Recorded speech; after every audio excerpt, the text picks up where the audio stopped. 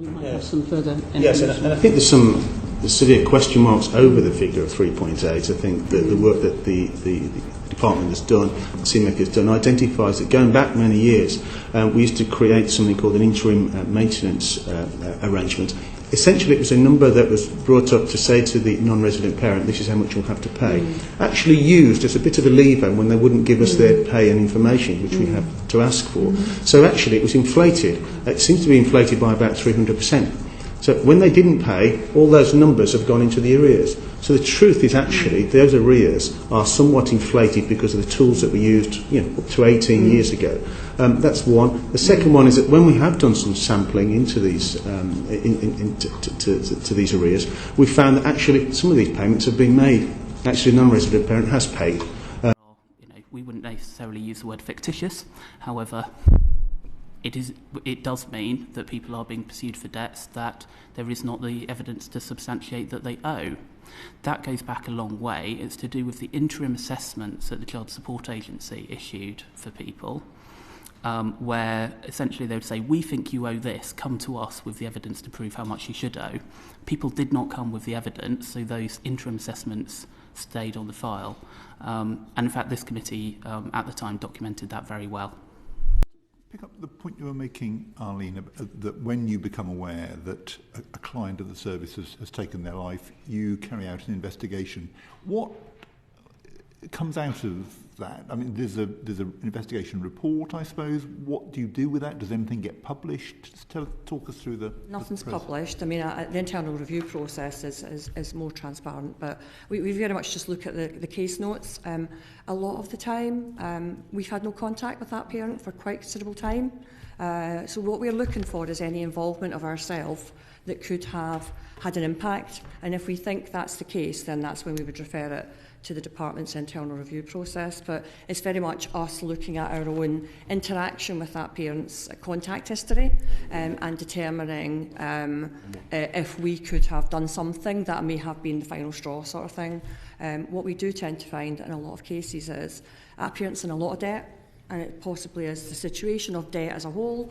A lot of the cases we can see we have not had any contact with that parent for quite a long time.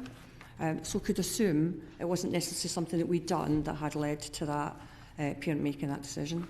So if you conclude that you had something to do with that if we've had recent history and we think, let's just push that through the internal review process, then we would refer that. You hand it on to the department to that process, right? Okay. I'm not sure we can say that just not having a recent history will indicate that the department, that there isn't an association with that. So I mean, remember, we are having a conversation with whoever's notifying us as well of the situation, so we're trying to understand the facts from them too. Well, it's certainly be interesting to see what's happened in this particular case. David Lynn wants to come in, and then Sean Bailey is next. Can I just ask a supplementary to that? I mean, doesn't that therefore mean that the department, in essence, is marking its own homework? And is that appropriate? I mean, we carry out our own review. It's not necessarily, it's the leadership team that will carry out the review of what's going on. The internal process review is not ourselves that would look at that. That's sent on to the department. Yeah. Debbie Abrahams has some points to raise here as well. Thank you, and apologies for being slightly late. I wanted to pick up on some of the questions that other colleagues may have asked. I'm sure it's been mentioned that we were in Manchester speaking to both paying parents and receiving parents, and I wanted. We haven't actually mentioned this. We haven't. Yeah, okay. I'm glad you've raised it. We had different panels on Monday. As I say, first of all, with a group of paying parents, predominantly men, but not exclusively, and receiving parents, again, predominantly women, but not exclusively. And I just wanted to pick up on some of the points that were raised by them. First of all, in the paying parents group, there was a very tragic case that was described of a man. It was his sister who was actually there, but a man who had been inaccurately assessed in terms of the arrears that he owed his partner. And the frustration that he found, which ultimately led to him taking his life.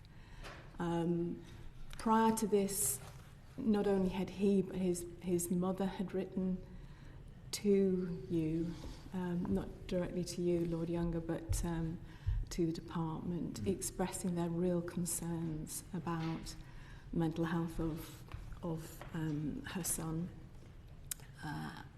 No reply still, unfortunately.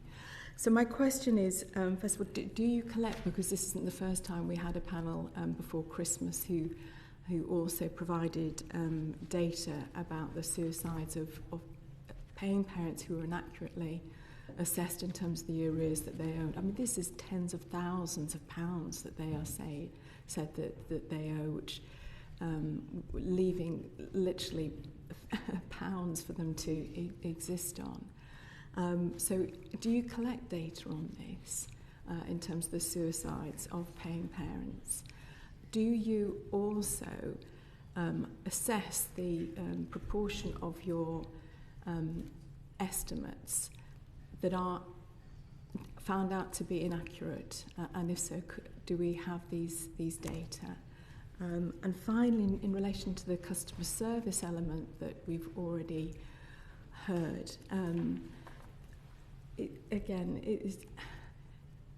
these are simple things, right, to get right in terms of how we treat people in our daily interaction with them. I'm absolutely delighted with the recommendations from the report that came out yesterday. But the customer service element of it needs to get much, much better. Perhaps I could start off. I don't have the data to hand, but maybe my colleagues might be able to help. But could I just say that being new into the department, I'm already aware, having seen some of the correspondence that I've had to sort of look at and sign off on some absolutely tragic cases. And I think it's absolutely appalling that this can, or cases can lead to people taking their own lives. I mean, that's absolutely dreadful. And we must look at all ways in which we can avoid that, or have systems, processes which do not lead to that. So I think you make a very good point. And that requires you to take that to court. HMCTS have been fantastic in working with us, and I think the report reflects that, especially during the pandemic and then coming out the other end of it, and moving to digital courts where we take bulk liability orders, 100, 200 at a time, to speed things up rather than individual court appearances. So we are making progress on the liability order part of the process. Sanctions, unfortunately, is a personal appearance in court. Again, we keep working closely with the court service to see if we can speed that up. But some of it is legislated, and we can't get away from the fact that you need a liability order to move forward.